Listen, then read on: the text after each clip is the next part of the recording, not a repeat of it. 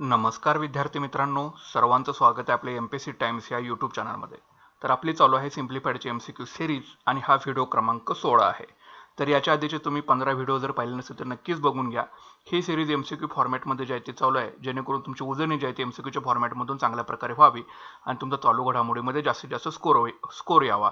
तर हे चालू घडामोडी जे आहेत ते जानेवारी 2024 ते जून 2024 मधील सिम्प्लिफाईडचे अंक 32 आणि 33 मधले आहेत, जेणेकरून आपली तो चॅप्टर तिथल्या तिथे क्लिअर व्हावं एमसीक्यूच्या फॉर्मॅटमधून।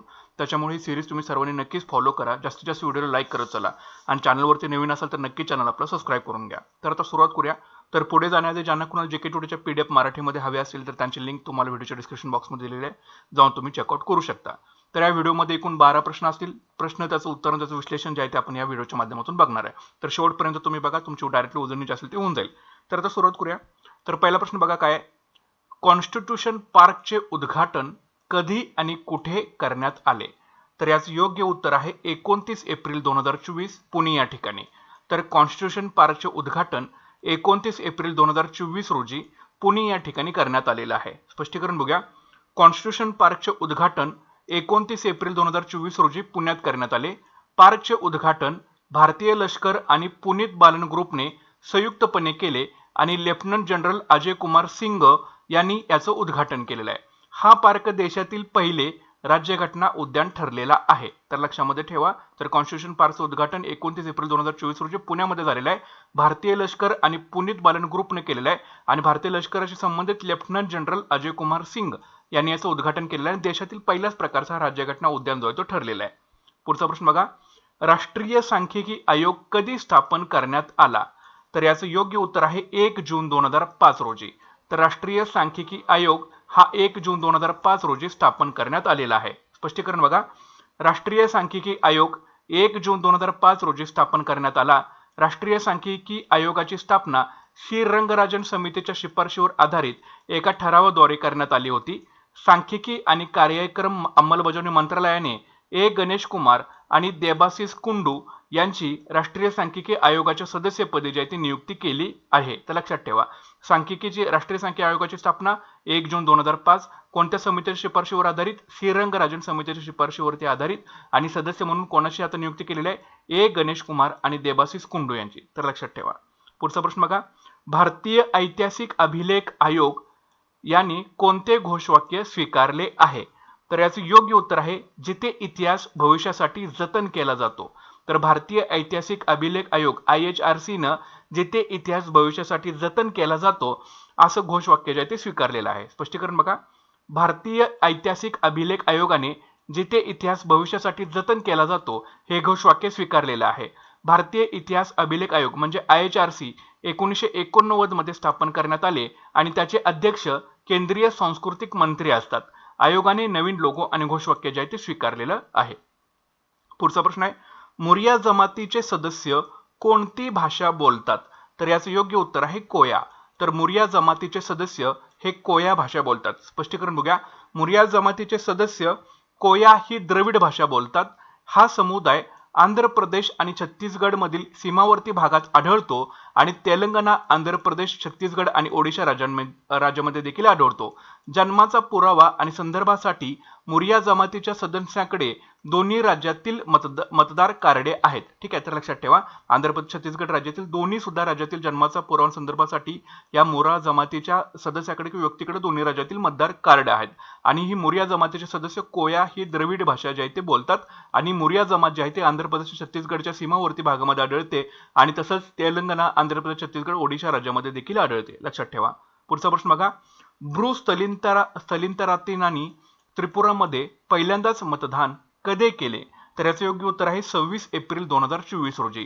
तर ब्रूस स्थलिंतरितांनी त्रिपुरामध्ये पहिल्यांदाच मतदान 26 एप्रिल 2024 रोजी केलेलं आहे। स्पष्टीकरण बघा, ब्रूस स्थलिंतरितांनी त्रिपुरामध्ये 26 एप्रिल 2024 रोजी पहिल्यांदाच मतदान केलं। हे ब्रूस स्थलांतरित 1997 पासून उत्तर त्रिपुरा जिल्ह्यात उभारण्यात आलेल्या संक्रमण शिबिरामध्ये राहत होते। 16 जानेवारी 2020 रोजी त्रिपुरामध्ये त्यांचे कायमचे पुनर्वसन करण्यासाठी करारावरती स्वाक्षरी जी आहे ती करण्यात आलेली आहे. तर भूस्थलांतरित हा जर शब्द तुमच्या समोर आला तर त्रिपुरा हे राज्य तुमच्या समोर यायला पाहिजे. ठीक आहे. आणि ह्या त्रिपुरामध्ये त्यांचं कायमस्वरूपी पुनर्वसन जे आहे ते करण्यात आलेलं आहे. आणि भूस्थलांतरित जे होते ते 1997 पासून उत्तर त्रिपुरा जिल्ह्यामध्ये राहत होते आणि 26 एप्रिल 2024 रोजी भूस्थलांतरितांनी त्रिपुरामध्ये पहिल्यांदाच मतदानाचा हक्क सुद्धा बजावलेला आहे, ते लक्षात ठेवा. पुढचा प्रश्न बघा, बीमा विस्तार हे कोणत्या क्षेत्रासाठी एकत्रित विमा प्रदान करणारे उत्पादन आहे? तर याचे योग्य उत्तर आहे जीवन, आरोग्य, वैयक्तिक अपघात आणि मालमत्तेचा विमा. तर बीमा विस्तार हे जीवन, आरोग्य, वैयक्तिक अपघात आणि मालमत्तेचा विमा या एकत्रित क्षेत्रासाठी किंवा एकत्रित विमा प्रदान करणारं उत्पादन आहे. ठीक आहे. म्हणजे स्पष्टीकरण बघा, तर बीमा विस्तार हे भारतीय विमा नियामक आणि विकास प्राधिकरणानं म्हणजे IRDAI एका CEO समिटमध्ये सादर केलेला उत्पादन आहे. हे उत्पादन ग्रामीण भागांना लक्ष्य करून जीवन, आरोग्य, वैयक्तिक अपघात आणि मालमत्तेचा विमा एकत्र करून उपलब्ध करून द्यायचं काम करतं. तर लक्षात ठेवा बीमा विस्तार. ठीक आहे.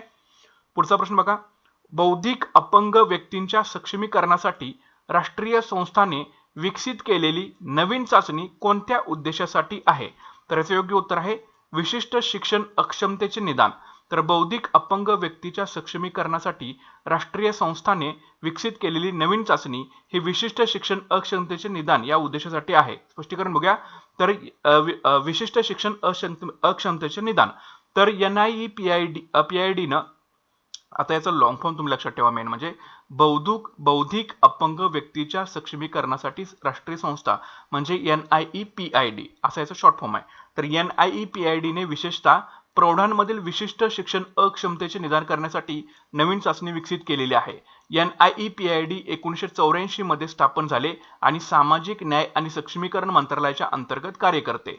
या NIEPID संस्थेचं मुख्यालय सिकंदराबाद, तेलंगणा येथे आहे आणि बौद्धिक अपंग व्यक्तींसाठी सेवांवरती लक्ष केंद्रित करण्याचं काम ही संस्था करत असते. तर ह्या 2-3 पॉइंट आहेत हे लक्षात ठेवा.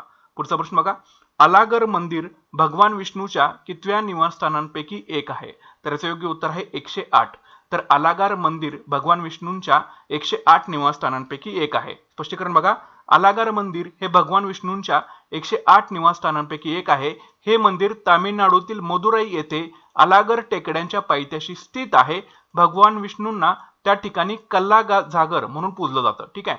तर तामिळनाडूतील मदुराई जे मंदिर आहे तर त्या ठिकाणी भगवान विष्णूंना त्या ठिकाणी कल्ला जागर म्हणून जे आहे ते पूजलं जातं. हे सुद्धा तुम्हाला याच्यामध्ये लक्षात ठेवणं गरजेचं आहे.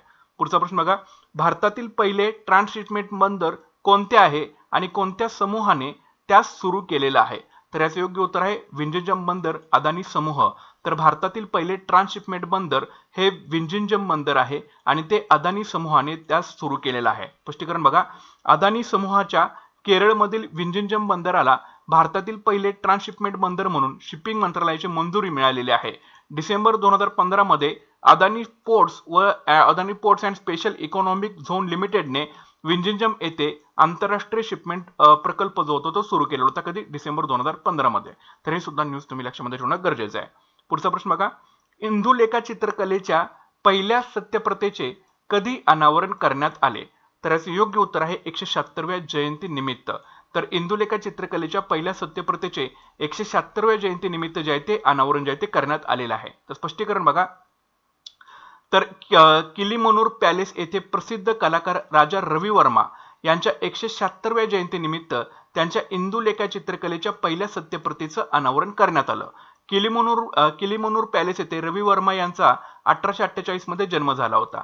इंदुलेखा हे ओ चंदू मेनन यांच्या 1889 मध्ये प्रकाशित झालेल्या मल्याळम कादंबरीतील नायकाचे चित्रण आहे. ठीक आहे.